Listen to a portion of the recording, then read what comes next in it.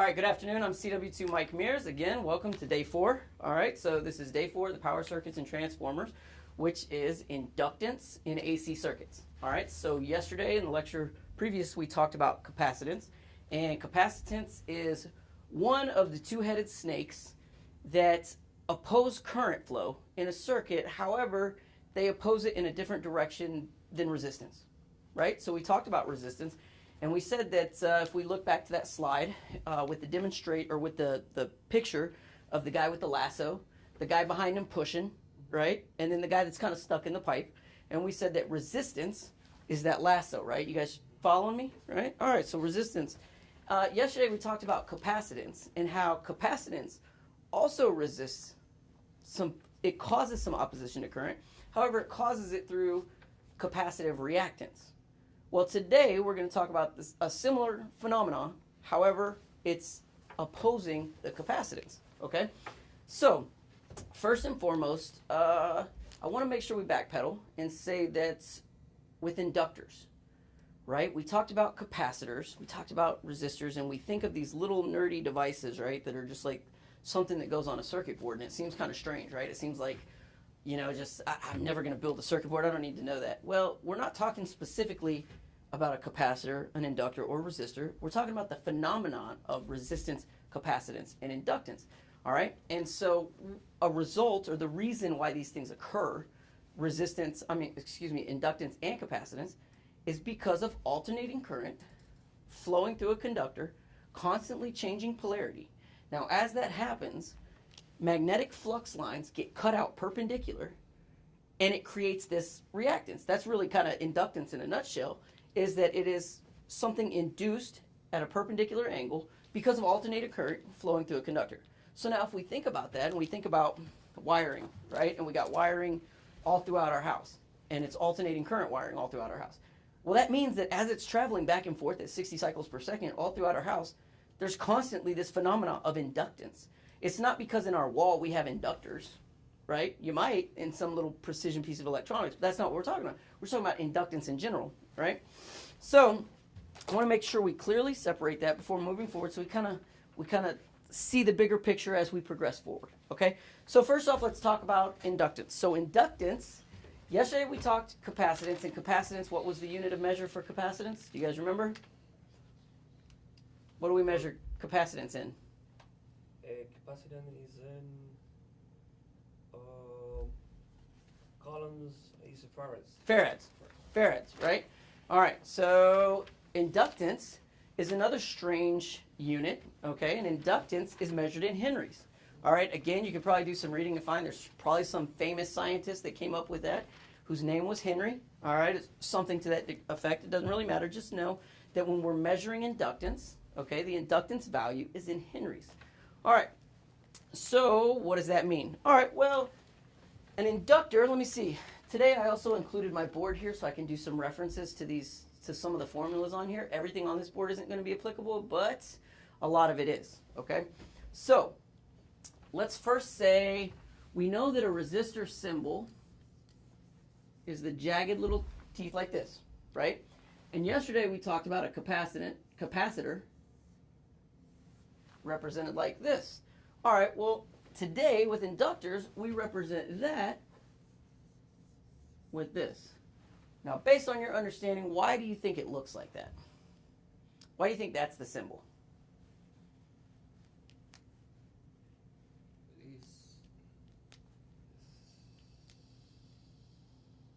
Because in the inductor, it's like a spring. A coil. A coil, right? That's exactly right. Okay, and that's why this looks like this. Because an inductor essentially is just some wrappings of wire, okay? And as alternating current flows through that coil, all right, and it's cutting back and forth and back and forth and back and forth, right? Perpendicular magnetic flux lines are creating this induction that's happening, okay? And that is how the construction of an inductor. So that's why this right here is a symbol. Now, does this symbol look familiar to anything else you've seen before? Maybe if you added another side to it, maybe if you mirrored it, think back to AutoCAD, and you cut a line down the middle and mirrored it. Does it look like anything to you? How about this right here? How about that? What's that symbol? You guys know yet? What is it? Is it a transformer? A transformer. All right. Why do you think a transformer has what looks to be two inductors on each side? Okay. Well, it has that because there's a coil on each side, and we'll get into that on Unit 7, but I mean, that's essentially the makeup of a transformer. The thing is inductance is one of the primary things, primary phenomena out there in electronics. It's happening in motors, it's happening in transformers. It is a critical component to how electrical circuits operate. It very, very much is critical. Okay, so it's out there. There's inductance, everywhere. Think of those little charging pads, right? You guys got a new phone that you got a charging pad and you can set your phone on, right? And you're like, wow, wireless electricity, how does that work, right? Through inductance, okay? All right, so this is our symbol. We know that H, all right, H is the representative of henries. That's the unit we're in. All right, so in the labs today on this unit, we're going to be using the inductive load module. And you can see on here now that the inductive load module has these represented henries now with an H. Instead of yesterday, we saw the microfarads. Day before that, we saw just the ohms.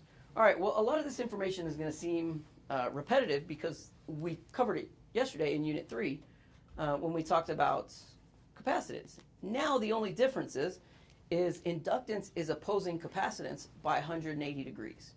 All right? So when we start setting up these labs, you're going to see that visually. And again, I want you to think of it like with your kids, right? So you got a kid, you're walking down the aisle, and you got the one kid on a leash because you're a strange person and you have leashes on your kids, which is really weird. Okay, put a pin in that. All right, so they're going down the aisle, and then you've got these other two kids. One wants to go down this aisle, one wants to go down this aisle, right? They're different size kids. They have different amounts of strength. So maybe one's pulling this way. The only thing you know is that they're definitely pulling opposite directions, but all the while, you're being pushed this way or pulled that way by the kid on the leash, which is still strange. All right, so where do you actually end up? Does this kid pull you this way more than these other two kids? Well, I don't know. When we get in tomorrow, that's when we're going to talk about impedance as an overall result of these forces. All right, but for yesterday and today's understanding, one kid pulling this way was inductance. Another kid pulling this way is capacitance. And again, you know that they're definitely pulling in opposite directions. All right? So, now let's talk about inductors in our circuits. Okay? So, very similarly to resistance and very similarly to capacitance, we can have multiple amounts of inductance within a circuit. All right? So, if I was to draw out a series circuit, I'm going to do series. Okay, one inductor there, one inductor there. All right, let's say that this is 2 henries, and let's say that this is 1 henry. All right, well, the same rules apply to capacitance that they applied to resistance, inductance. It's all the same.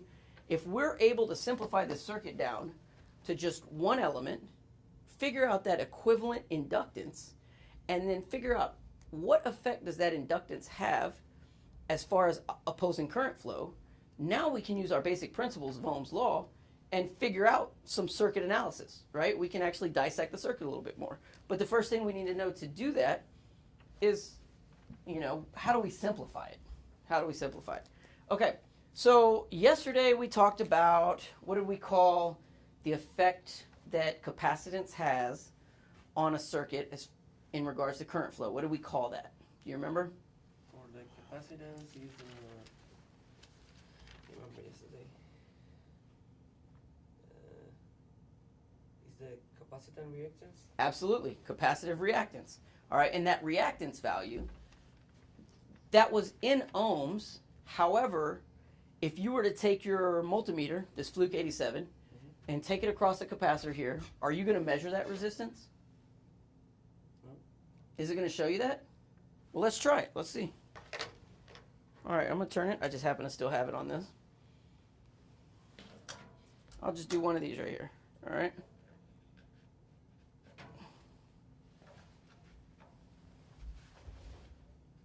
What do we got?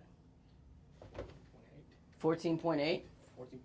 All right, what is the capacitive, or what is the inductive reactance of this one labeled? It's about 300 ohms on the one I got switched, right? Okay, so that's definitely not equal. Do you know why it's not equal? How come if this is labeled 300 ohms which we're going to talk about that in a minute, the inductive reactance, how come when we actually measure it with this multimeter, it's not reading 300 ohms, I'm reading 14.8 ohms? Why is that? Because it's closed. It's open. Well- You got open. All right. Well, it's closed. Closed is the terminology for the switch is closed, which means it's making connection, which it is closed. This one right here. But I'm not, what's going on? I'm not getting 300 ohms. Well, this is a great example of what makes inductance and reactance, inductance and capacitance and their reactance values unique to the AC. All right? Alternating current, what did I tell you? What caused that those perpendicular flux lines to cut out? You remember what I say? The back and forth motion of alternating current, that polarity change, that constant change in polarity is causing those magnetic flux lines. It's a result of a change in direction, a change in polarity, of change, that right there. So the frequency is making a difference. Well, direct current has no alternation, right? It's that direct polarity.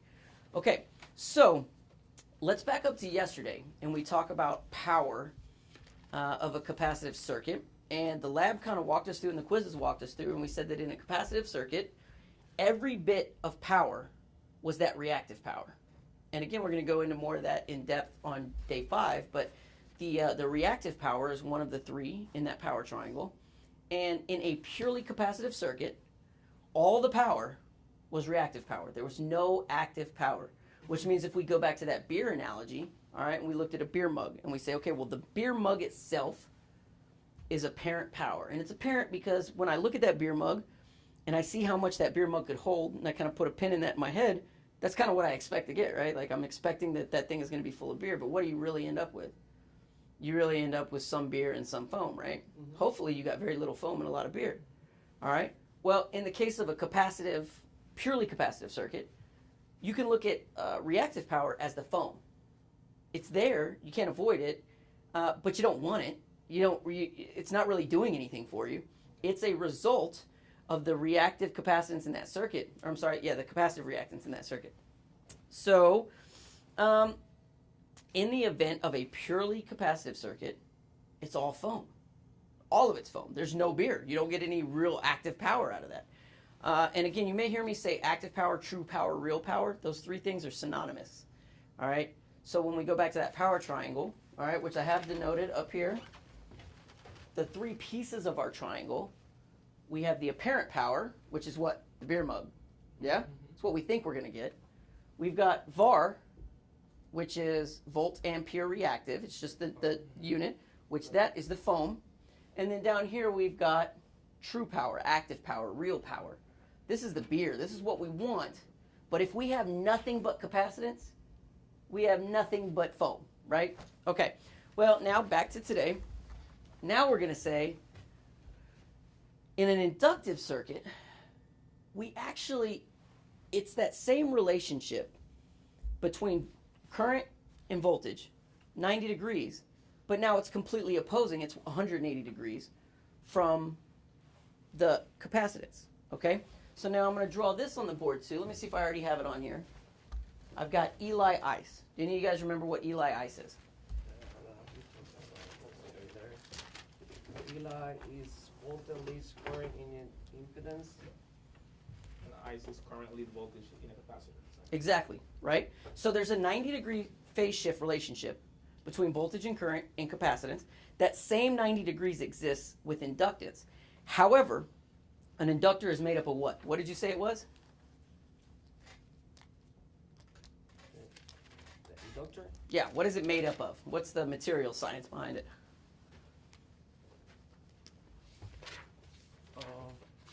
You called it a spring, but a coil. A coil. Metal coil. What's the coil made out of? Is metal coil or Metal, yeah? yeah, Could be aluminum, could be copper, right? But it's a material. So there's some property science there. There's going to be some resistive value to the coil itself. Which means if we're not cutting flux lines, if we're not bringing alternating current through there and we're bringing direct current, then we're not going to see that same capacitive reactance, or inductive reactance value. You don't see that 300 ohms or whatever it is. You actually read the real, what is the actual resistance of that conductor there of that coil, right? And so that's why over here we were reading that 14, whatever it was, ohms. Okay, so now if I was to sketch that out into a circuit, let's say that, what is this one over here? That was 0.8 henries, right? All right, so I got 0.8 henries. I know that because I wired it up. But I also have a resistive element to it, right? So that resistive element could be simplified by a resistor, or not simplified, but I guess depicted by this resistor here. And what did we say the value was? 14.9. We'll just say 15. 15 ohms. Woo. 15 ohms. All right?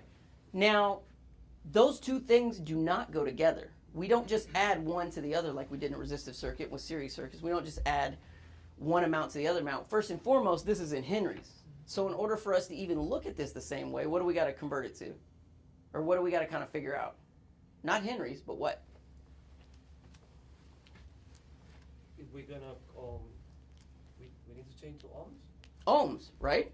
So how do we do that? What was that called for capacitance? Do you remember? For capacitance, using the Ohm's law? No, not quite. We use the formula for capacitive reactance, right? Which was, let's find it on our board of nerdiness over here. Are you following me now? You remember? Yes, 1 over 2 times pi pi times the frequency. times. Right. X sub c. It's equal to 1 over 2 pi f c, c being that value in farads, right? And if we did that formula there, we were able to take a farad value and get an equivalent, equivalent's not the right word, but a capacitive reactance value, which is saying what is that reactive element in there, how much resistance is it providing into the circuit. Well, now we need to do the same thing with inductance, however, it's a different formula. All right, so we said X sub c is the 1 over 2 pi fc. Inductance, the formula is, I'll write it over here and then point you over there. It's simpler.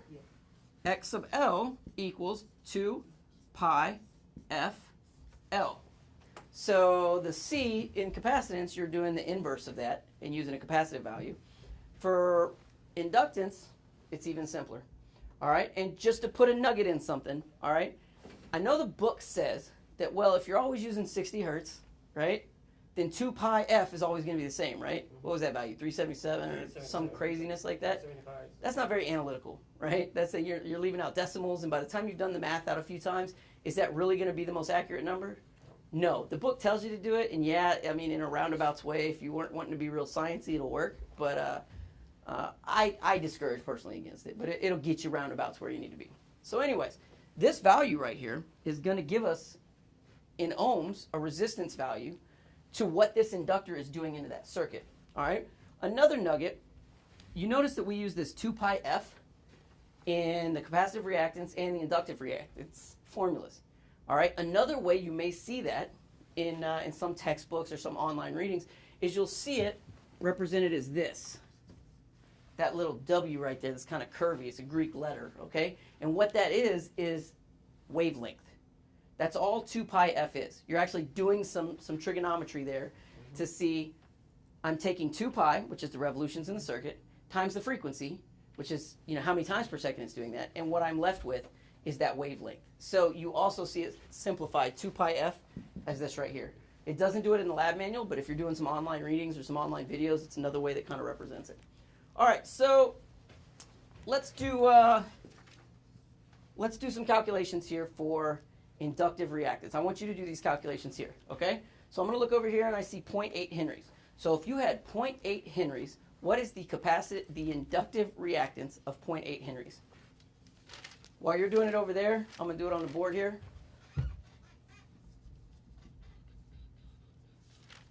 Assuming a 60 hertz circuit.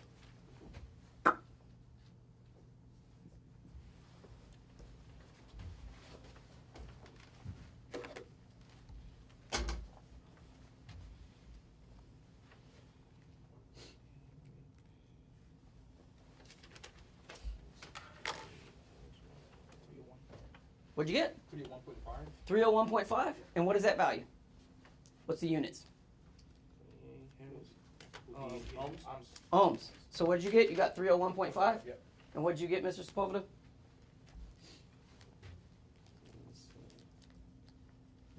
1.1? That's 0.8. 0.8. 0.8.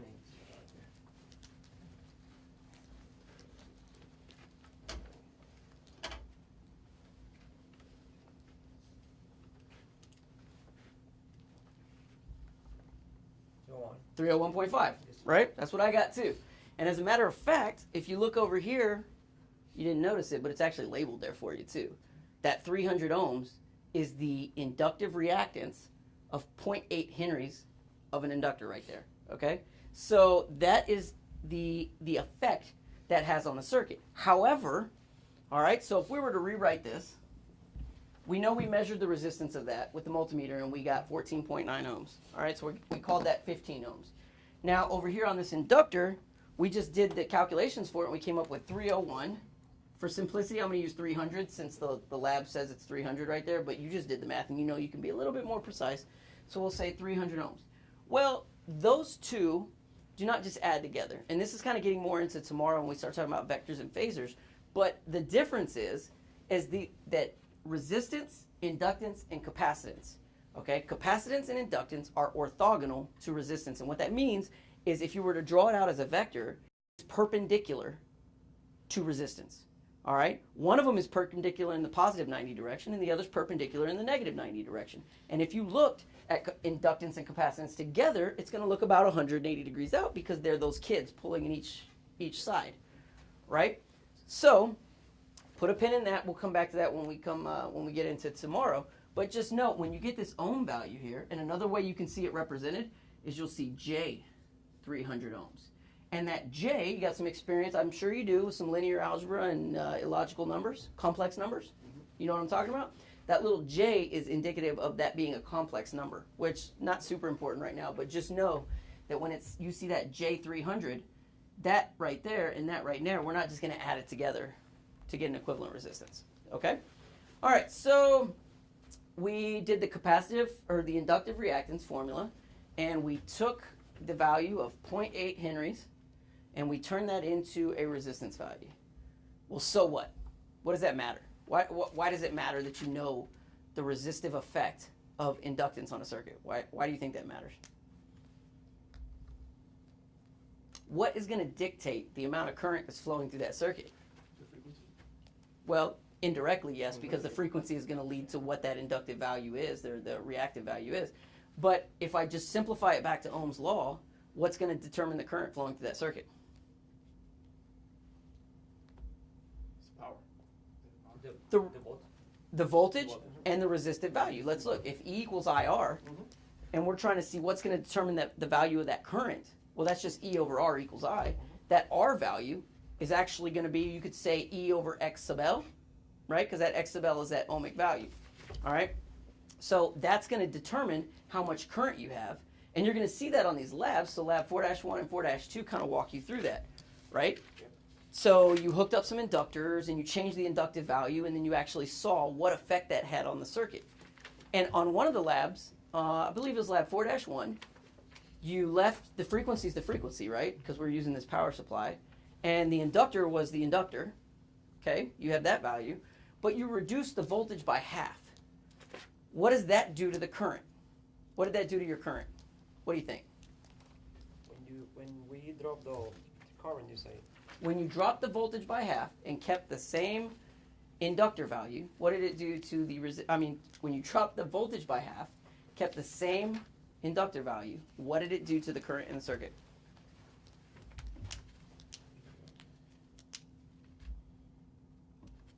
It dropped it by half. You say that it's proportional.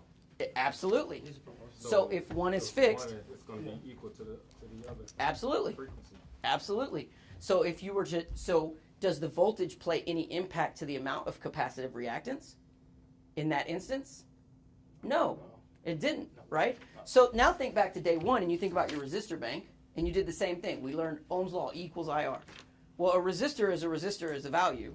Now, if we play around with that voltage and that resistance is fixed, the same laws of proportionality have to exist in order for science to hold up. And we're pretty confident in Ohm's law by now.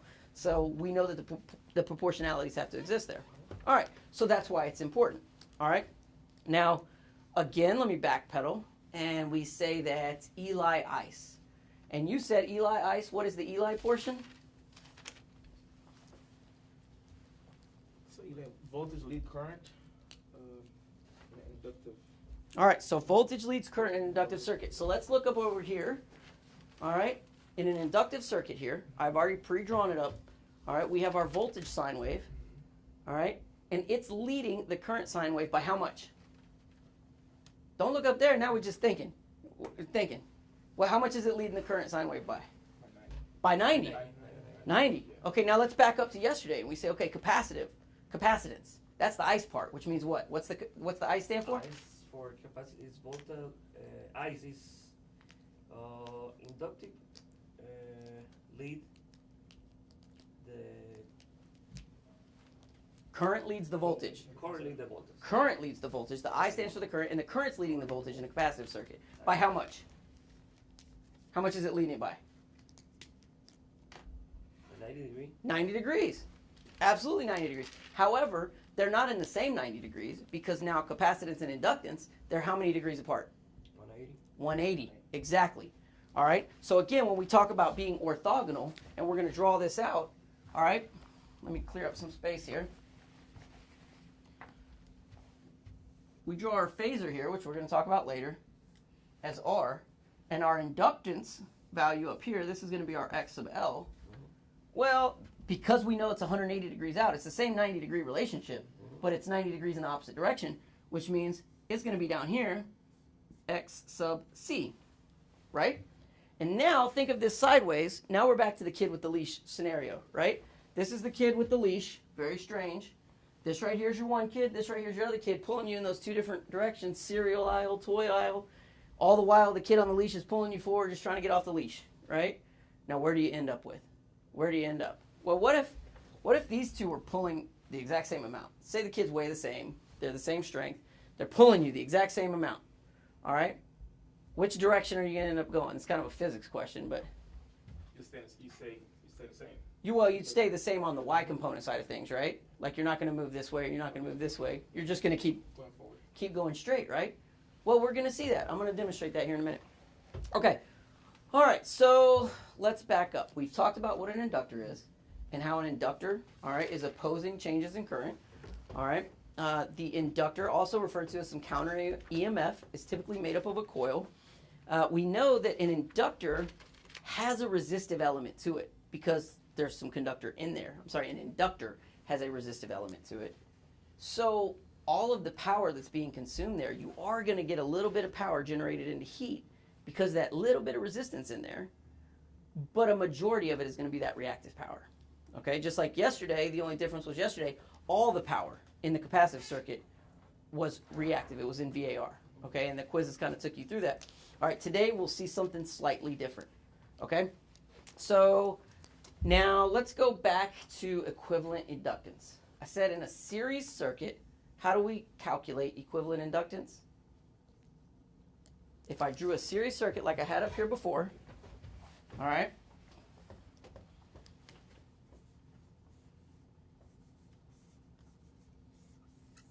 .2H, .4H. What is my equivalent inductance? It's adding the L1 plus L2. Just like resistance. Just like resistance, okay? So what that means is the formula for LEQ, just like REQ, in a series is going to be that same formula. Is going to equal L1 plus L2 plus L3 plus ... L to the n. All right, so now based on that, if I was to tell you it was a parallel circuit, and I make that a line,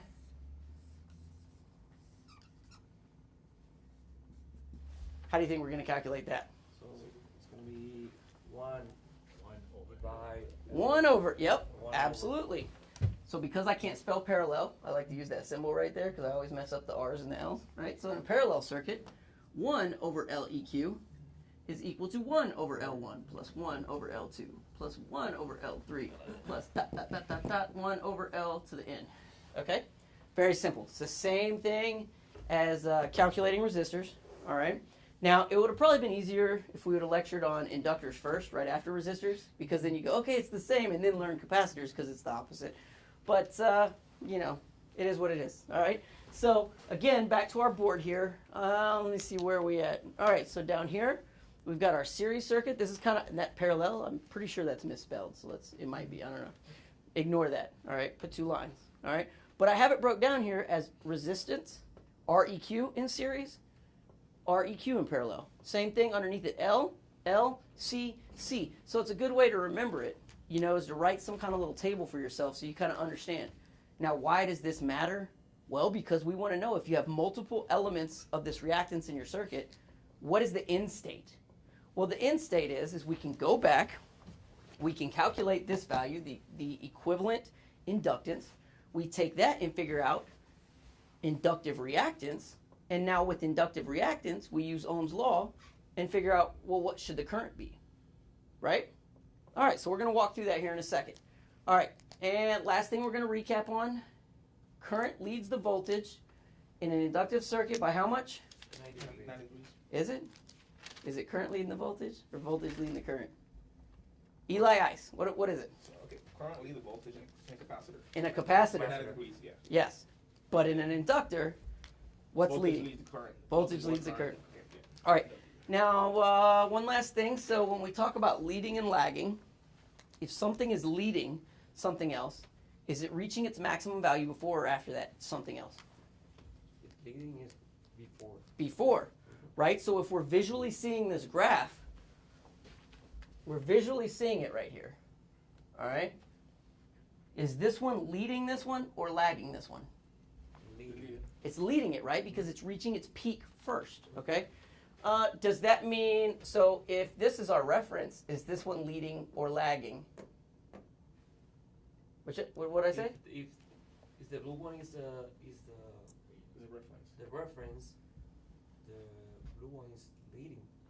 The blue one's leading? No, it's lagging. It- Lagging. it's lagging. Lagging. But that's the point I'm getting at, all right? If one is leading that one, the other one's lagging the other one, right? It's just the Yeah. relationship of how you're looking at it. It's all about references, right? So the quizzes kind of take you through weird words to kind of understand that, all right? All right, cool. Well, let's test all this. All right, let's see, okay? So, kind of slide over here. I'm going to use you. I'm not using these anymore. And I want to set up a circuit. Let's do just a basic one inductor, all right? And matter of fact, I think I remember the values from lab 4-1, so let's reset that up, okay? So what we're going to do is we're going to use alternating current. We're going to use our variable power supply. So we hook up our current meter in series or parallel? Wait, where are we at? This is back to day 1, so. Series for. Is what? Series. Series, right? Series. All right, so I'm going to go into I1, and then I'm going to bring it over to here, into the top up there. Then I'm going to come back down, bring it back to the neutral, so I've completed my circuit. But oh, by the way, I want to meter what the voltage is across that inductor, so I'm going to also add in E1. All right, how do we hook up voltmeters? Series or parallel? Back to day 1. Parallel. Okay. We're just, you see what I just did there? I created one circuit, now I just put the metering circuit in there, which is the equivalent of me just taking my multimeter and taking 2 leads and plugging it into the wall, right? I didn't disrupt the circuit, it's in parallel, right? And it has that high internal resistance like we learned in that first lab, so that the ratio between those two creates a minimal effect on the actual circuit you're measuring, right? Okay, good recap of day 1. Okay, so now what we're gonna do is, let's close this out. Got my oscilloscope up here, but we don't want to see that just yet. So right now I got I1, E1. Cool story. All right, so right here, I'm going to turn on 0.16 Henrys. So before we do anything, before we measure anything, all right, let's do some math. All right, we got 0.16 Henrys. What should be our inductive reactance?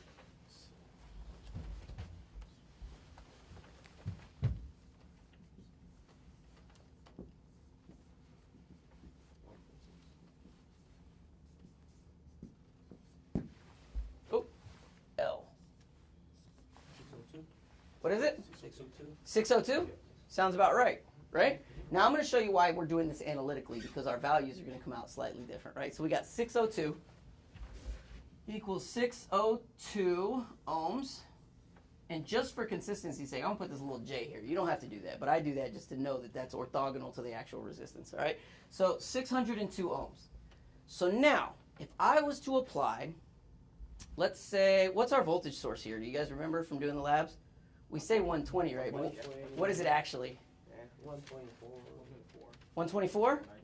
120. All right, let's do 124. So now let's go back to Ohm's. 124.5. 124. I like it. 124.5. So now, if we go back to Ohm's law, if this is creating about 602 ohms worth of inductive reactance to our circuit, and we apply 124.5 volts to it, what should our current be? You figure it out right quick. Well, I do it up here.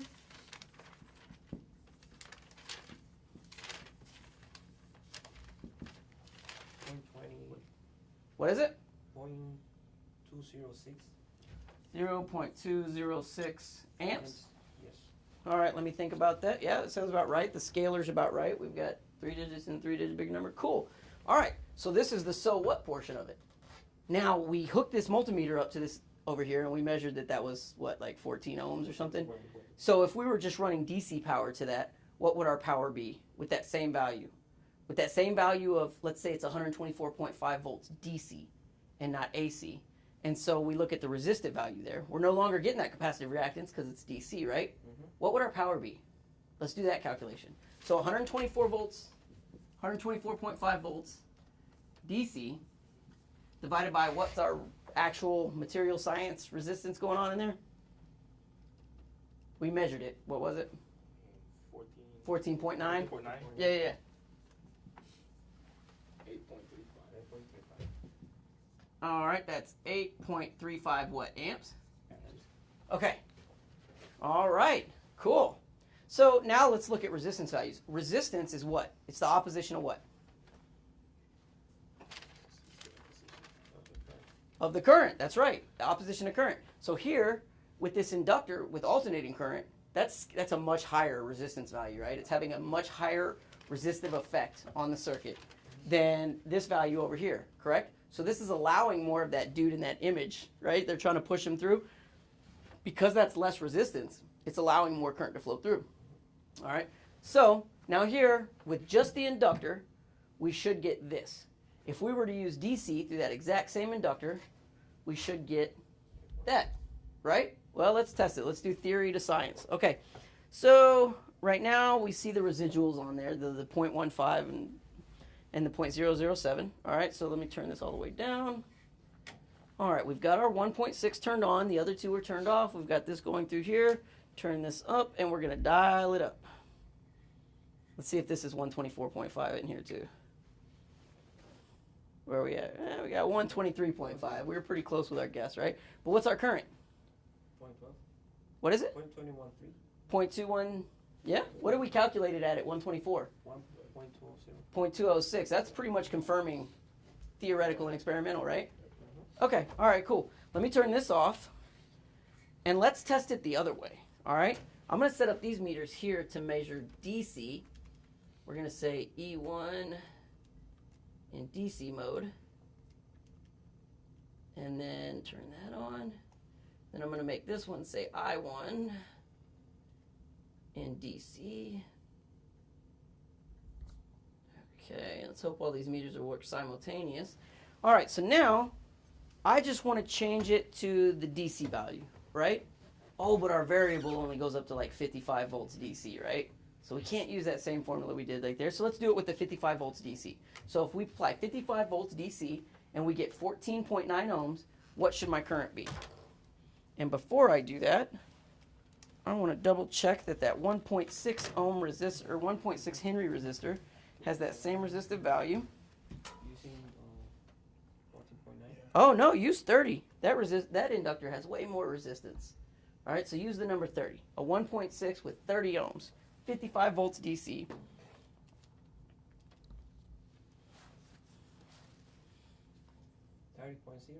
What is it? No, the resistance is 30.0. Yeah, resistor 30.0 with the voltage of 55 volts DC. 1.833. 1.833? Okay, cool. Let's try it out. Now I'm switching from my variable AC over to my variable DC. I'm going to do the same things. Everything turn on. Doot, doot, doot, doot, doot, doot, doot. All right, let me turn it on and dial it up. Oh, we're cooking. I can hear it. Where are we at? What did you calculate it? 1 point what?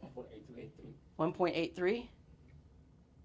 Oh man, you hear it humming? That's science happening right there. All right, so we're at 47, 1.4. But you see the point, right? It's not having that same inductive reactance effect to it because we're no longer alternating that polarity. That's just from the material resistance that's happening in there. And that is a good example of why we will actually have a true power element in an inductor and the reactive power element, is because that little bit of resistance is creating watts, but a majority of it is actually that VAR, that reactive power. And we'll demonstrate that too. Okay, so let me dial this down, turn this off. I'm going to go back over here to AC, and now I want to show you on the oscilloscope that 90-degree relationship, right? Because we saw it in capacitance yesterday, and we said, okay, that in a capacitive circuit, we saw that the current, because it's leading the voltage, it's peaking first. So now this is what we should see over there when we hot this circuit up, right? The voltage should be hitting its, I'm sorry, let me back that up. Yeah, the voltage should be hitting its peak before the current because Eli ice. This is Eli. All right, so now I'm going to turn this on over here. Actually, let me turn this. Let me make sure we're where we need to be. All right, so we're at that 123.6 and we're at the 0.218. Let's look at our oscilloscope function here.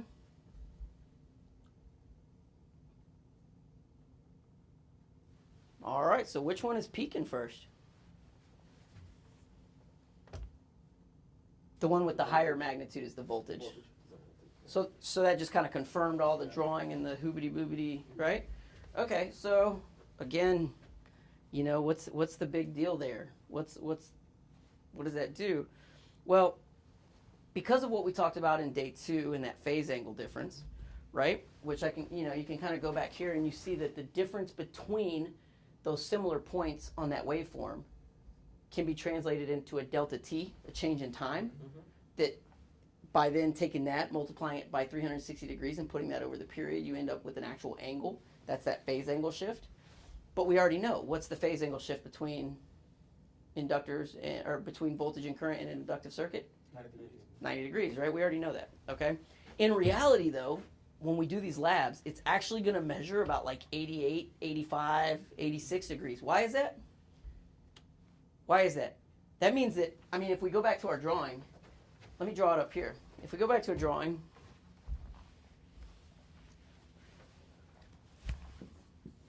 all right, and we say we got this, and now we're going to go 90 degrees, and we remember that's about 90, right? So then that current one's going to be right here. Well, if it was 80, that means if it's 88, that means something's pulling it back just a little bit, right? So it's not quite at that 90 degrees. Why is that? We talked about it earlier. What is that pulling back that's happening? That's the resistive value of the actual conductor in that inductor that's causing that, right? So we're not quite at the 90 because there is that minute little bit of pull. And that minute little bit of pull is that active power in the circuit, which is very, very, very, very small. Okay? All right. So, cool. Let's add some more. If these are in parallel, and we know that inductive, or the equivalent inductance, which is thereby, if we increase the inductance, what's that going to do to the inductive reactance? It's going to increase it. So that means if we increase the inductance, we're going to increase reactance, which is thereby, because of Ohm's law, going to decrease the current, correct? Okay, in a parallel circuit, because it's the same as resistance, if I add another resistor here, if I add another inductor, is it going to increase or decrease the inductance? Is it? They're in parallel with one another. It's going to be less than the smallest one, right? Absolutely, and that's the quick indicator, right? So that means if I was to flip this switch and I put an inductor in parallel, that is going to decrease the equivalent inductance, which is then going to do what to the inductive reactance? Decrease, right? Which is then going to do what to the current in the circuit? They're inversely proportional, resistance and current. So it's going to increase. So then, essentially, if I flip this switch here, all right, the magnitude of that current wave should increase, right? Should go up. Did we see it? Science. Right? right? So similarly, if I flip this switch over here, it's probably going to decrease the number 2, right? Because that's a 300, or I'm sorry, that's a 0.8. You know it's going to actually be lower than the lowest value. That's the lowest value. So I'm going to decrease it even more, which is going to do what to the current? Which means that sine wave is going to do what? Go up. Man, look at that. Okay, so that's changing the magnitude, right? And that's really, that relationship is that extreme level of a purely inductive circuit. And yesterday when we did capacitance, that was the extreme level. But we know that's not reality. That's not really, nobody, I guess there is instances if you hooked up a power source and you hooked up this inductor like in this lab, just because you're going to see that shift there. But in reality, you got multiple forces, right? We got multiple kids pulling us in multiple directions, right? So where are we going to actually end up? That's reality. All right, so let's demonstrate that. All right, so let me dial this down. And I'm going to turn this on. Now, I'm going to build a circuit, what we're going to call an RLC circuit. And the R stands for what? Stab in the dark. Resistance. All right. Woo, you scared me. All right, so R stands for the resistance. The L is what? There's only 2 other options in this 3-headed. Yeah, all right, C. I'm just going to give you the C. All right, that's the capacitors. We'll leave it at that.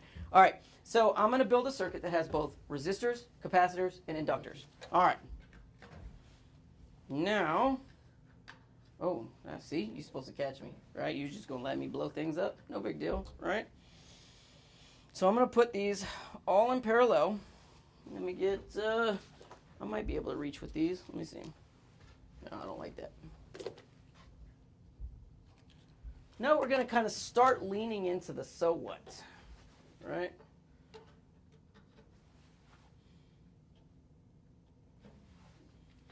All right, so that looks crazy, right? Because I got these 4 things sticking out right here, but I'm going to draw you a schematic of what I did on the board just to kind of make sense of it, right? All right, so we're going to have our AC power supply. It's going to go up here.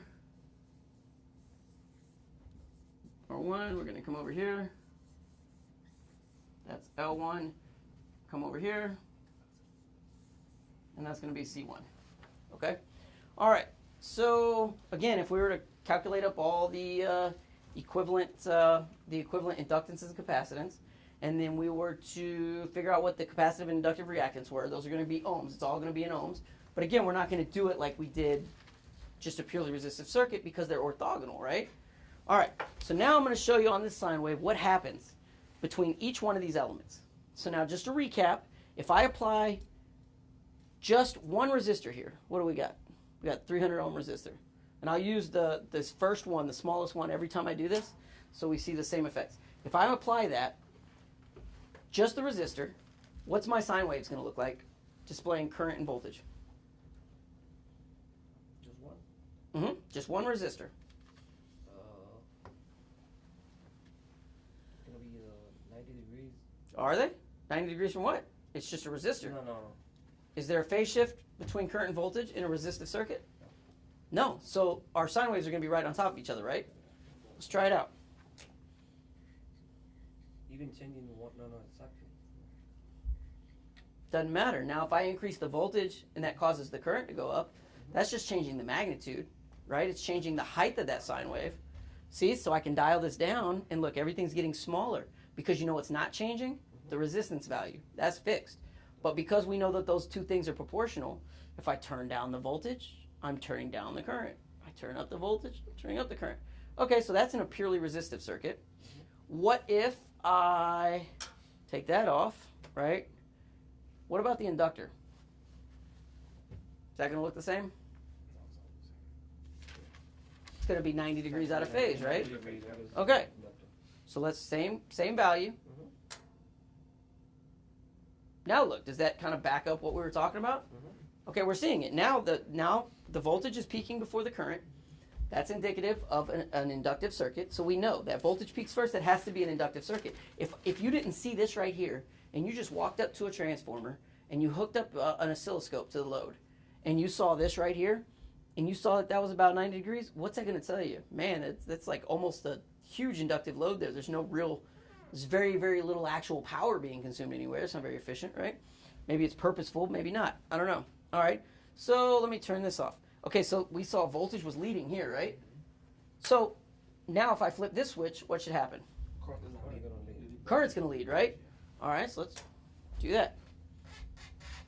I mean, that's it. Now it's choppy because there's some other stuff going on behind this capacitor. We won't really go into that, but supports the science, right? Okay, so, and again, if I dial down my voltage now this goes back to lab 4-1. If I reduce my voltage by half, let me turn the capacitor off so it's applicable to that lab. If I reduce my voltage by half, what's that going to do to the current? It's going to reduce it by half. What's it not going to change? It's not going to change the inductive reactance value. That is what it is based on the frequency. Hence the formula. 2 pi f L. There's no voltage in there. Let's test it. So we've got that right there. I'm going to decrease by 50, and it scaled the current by 52. You see how they move together? That shows a linear relationship there between those two, right? They move together. And that's the whole point of kind of understanding, you know, what's going on in the circuit, right? So let me dial this. Let me dial back up, and I'm gonna let me close or open this up. All right, let me close this, and I've got this resistive circuit here. Let's talk reality. Well, reality is we probably got a lot of resistance out there, right? We got some resistive elements to loads. So let me put this 1200 one. All right. So let's say we got a 1200 ohms of resistance in our load, but we know that we're losing something because of inductance out there. We know there's inductance out there. Maybe that load actually is a motor, and we're losing some of that counter EMF to the startup of the motor and all that good stuff, right? So we know we got some inductance in there. So let me flip some inductance on. Okay, hold on, let me back up. We were in phase there, right? Mm-hmm. Now we're not, okay? But are we, what do you think I mean, without doing a measurement though, how much out of phase do you think we are? Are we? No, less than, it looks like a 45 degree, between 90 and... Let's see. This is kind of going into tomorrow, but let's see, because now we don't have that one resistor value, right? Let's redraw this. We have a resistance value, and we have an inductor in there. And this one is what, 1200 ohms? And this one was what? We can see that I flipped that one, which is the 300, but it's, you know, J 300 ohms. Well, if I was to write that out, if I want to find out what the actual resultant is, now we're in linear algebra and we're doing vectors, okay? So if I have my J direction here, which by the way, we'll see that tomorrow when we do the phasors, but we can represent those by phasors, same thing, right? So if I have R going this way, which the magnitude is 1200, well, my inductance value is going in the positive Y direction, which is 300. What does that form? It's a right angle, right? Mm-hmm. The resultant vector, all right, if I was to put this, you know, let's say I'm going to put this tail to this head and then draw that, the resultant vector is actually like this, which is the hypotenuse. In reality, because moving this head over to here, the resultant vector is going to be somewhere over in here, right? But we can use Pythagorean's theorem to solve for the magnitude of that vector, correct? Okay, because it's just a right triangle. That's like 6th grade geometry. So if we said, all right, this is A squared, or this is A and that's B, then the Z, the impedance, is going to equal A squared plus B squared equals C squared. So the square root of 1200 squared plus 300 squared equals what? 1,236. What is it? 1,236. 1,236 ohms. Now, but what angle is that? How do you think we'd solve for that?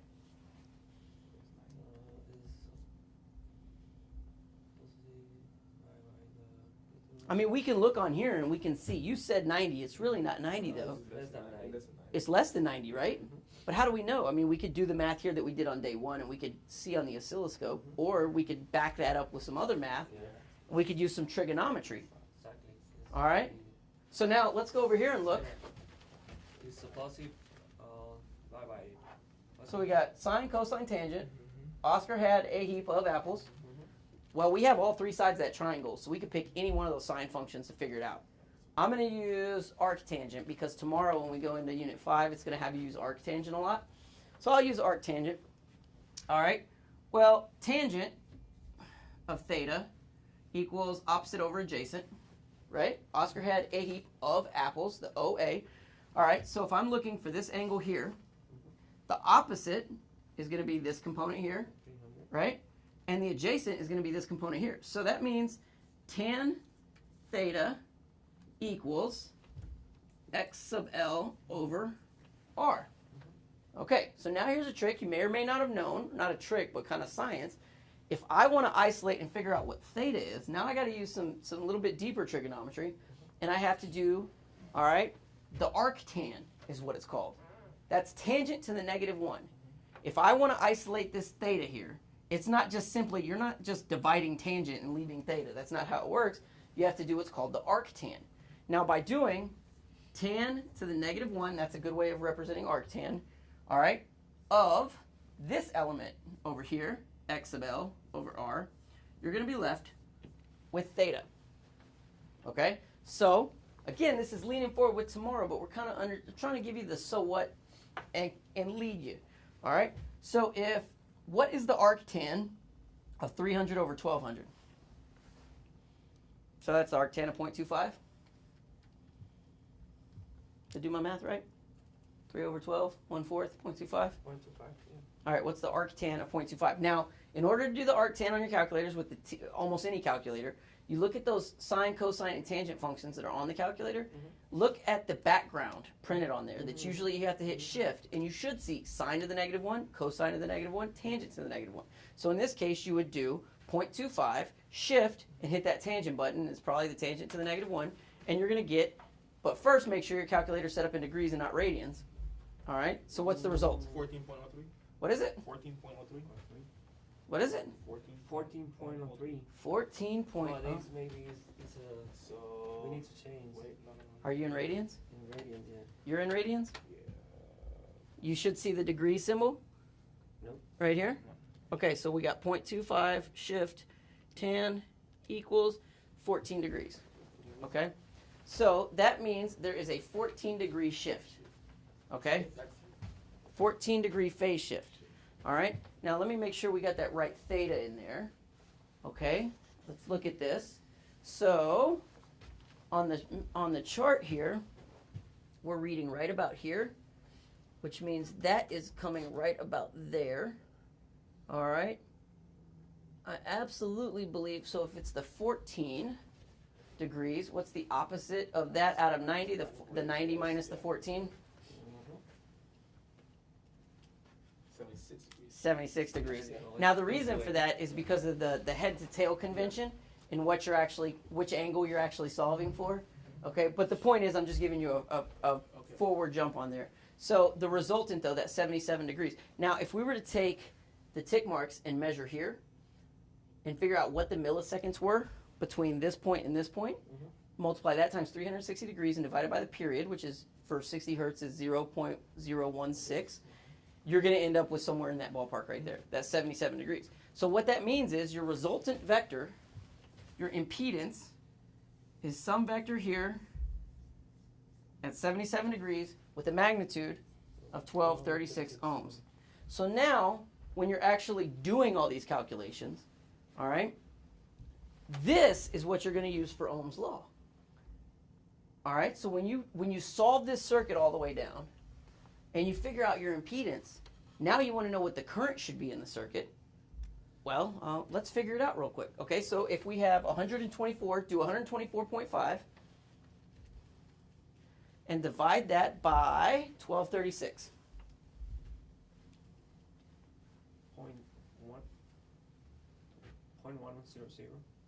0.100? That about right? All right, well, let's see. Let's go back to our meters.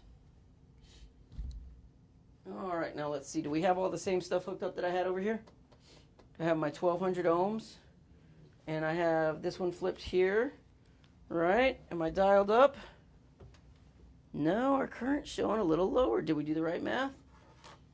Did we? Let's see. Let's do 123.5 divided by the 1236. I got the 0.09, and we're at the 0.4. I feel like I have a switch on that I shouldn't have on. Irregardless. Oh, wait. Yeah, We're yeah. using 124.5 and you're using 122. Yeah. But Anyways, you get the point. All right, you see where we're going with this. These values right here are what we're going to be using to solve the actual what's going on in the circuit. This is just one step of it. Okay, and again, I went a little deeper into the vector piece of this and not just the inductors, but I want you to start thinking forward on what we're doing right now. All right, so tomorrow is probably one of the most challenging days that we're going to have. That's when we talk about vectors, power, and phasors. All right, so I hope you really grasp this, and good luck.